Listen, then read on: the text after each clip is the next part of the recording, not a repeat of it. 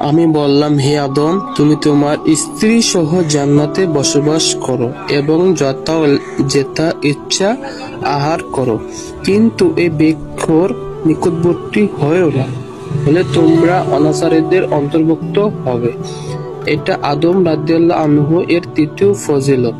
জান্নাতকে তার জন্য বাসস্থান বানানো হয়েছিল। এই গাছটি কিসের গাছ ছিল? কোরআন ও হাদিসের কোনো পরিষ্কার বর্ণনা নেই তা গমের গাছ বলে যে লোক মাঝে প্রসিদ্ধ আছে তার কোনো ভিত্তি নেই। পক্ষান্তরে আমাদের গাছের নাম জানার কোনো প্রয়োজন নেই, কিন্তু শয়তান তা হতে তাদের পদস্খলন ঘটালো এবং তারা সেখানে ছিল। সেখানে হতে তাদেরকে বহিষ্কার করলো। আমি বললাম, তোমরা এখন হতে নেমে যাও, তোমরা একে অন্যের শত্রু। পৃথিবীতে কিছুকালের জন্য তোমাদের অবস্থান ও জীবিকা রইল। শয়তান জান্নাতে প্রবেশ করে সরাসরি তাদেরকে পদস্থলিত করে, নাকি প্রলোভনের মাধ্যমেও ব্যাপারে কোনো পরিষ্কার বর্ণনা নেই। তবে এই কথা পরিষ্কার যে যেভাবে সিজদা করার নির্দেশের সময় আল্লাহর আমাদের মোকাবেলায় সে কিয়াম আমি আদম থেকে উত্তম এ অনুমান করে সিজদা করতে অস্বীকার করেছিল। স্বরূপ এই সময় আল্লাহর নির্দেশ, তোমরা গাছের কাছে যাবে না, এর তাবিল অব্যাখ্যা করে আদম রাদিয়াল্লাহু আনহুকে চক্রান্ত ফাঁসাতে সে সফল কাম হয়। এ বিস্তারিত বিবরণ সূরা আরব 7-19 নং আয়াতে আসবে। আল্লাহর নির্দেশে মোকাবেলা অনুমান এবং কোরআন ও হাদিসের স্পষ্ট ভিত্তির অপব্যাখ্যা সর্বপ্রথম শয়তানই করেছিল। নাউজুবিল্লাহ মিন জালিক, অর্থাৎ আদম আলাইহিস সালাম এর শয়তান এবং শয়তান অথবা এর অর্থ হলো আদম সন্তান আফসোসে একে অপরের শত্রু। এতপর আদম আলাইহিস সালাম তার প্রতিপালকের নিকট হতে কিছু বাণী প্রাপ্ত হলো। আল্লাহ তার তওবা অনুশোচনা করলো।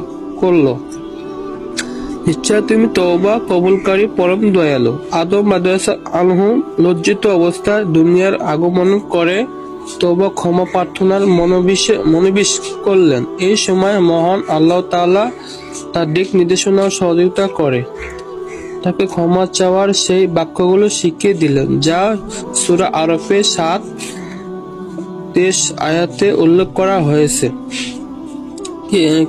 কেউ এখানে একটি জাল হাদিসের সাশ্রয় নিয়ে বলেন যে আদম আলাইহিস সালাম আল্লাহর আরশের উপরে লা ইলাহা ইল্লাল্লাহু মুহাম্মাদুর রাসূলুল্লাহ সাল্লাল্লাহু আলাইহি ওয়াসাল্লাম লেখা দেখেন এবং মুহাম্মদ সাল্লাল্লাহু আলাইহি ওয়াসাল্লামের ওসিলা গ্রহণ করে দোয়া করেন, ফলে আল্লাহ তাকে ক্ষমা করে দেন। এটা ভিত্তিহীন বর্ণনা এবং কোরআনের বর্ণনার পরিপন্থী। এছাড়া এটা আল্লাহর বর্ণিত তরিকার বিপরীত। প্রত্যেক নবী সব সময় সরাসরি আল্লাহর নিকট দোয়া করেন, অন্য কোন নবী ও অলির মাধ্যমে ওসিলা ধরেননি।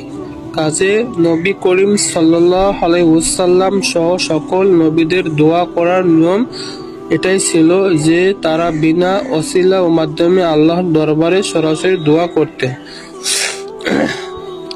আমি বললাম, তোমরা সকলে এই প্রান্ত হতে নেমে যাও। পরে যখন আমার পক্ষ হতে তোমাদের নিকট সৎপথের কোনো নির্দেশ আসবে, তখন তারা আমার সৎপথের নির্দেশ অনুসরণ করবে। তাদের কোনো ভয় নেই এবং তারা দুঃখিতও হবে না। আর যারা কাফের অবিশ্বাস করে ও তাদের নির্দেশকে মিথ্যা জ্ঞান করে, তারাই অগ্নিকুণ্ডবাসী, সেখানে তারা চিরকাল থাকবে। দোয়া কবুল করা সত্ত্বেও মহান আল্লাহ তাআলা তাদেরকে পুনরায় জান্নাতে আবাদ না করে দুনিয়াতে থেকে জান্নাত লাভের চেষ্টা করতে বলেন।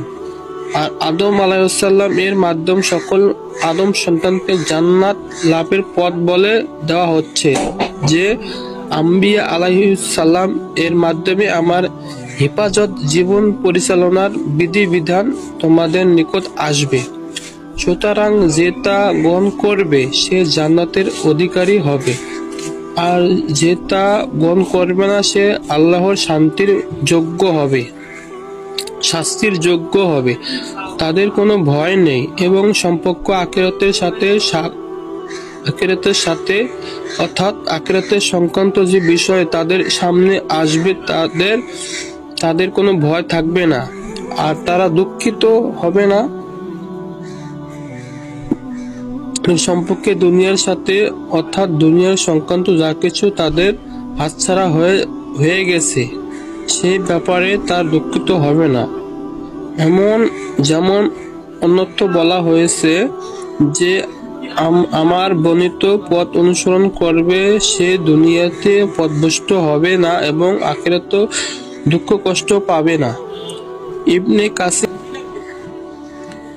ইবনে কাসির অর্থাৎ এই মর্যাদা সকল সত্যবাদী মুমিন লাভ করবে। এটা কোনো এমন মর্যাদা নয় যে সকল আল্লাহর ওলিরাই তা পাবে। সেরূপ সেই মর্যাদার তাৎপর্য অন্য কিছু নয়, বরং প্রত্যেক মুমিনেও আল্লাহ ভীরু, আল্লাহর আলী, আল্লাহর আউলিয়া, কোনো ভিন্ন সৃষ্টি নয়। তবে হ্যাঁ, ওলিদের মর্যাদা ও দরজার তফাৎ থাকতে পারে।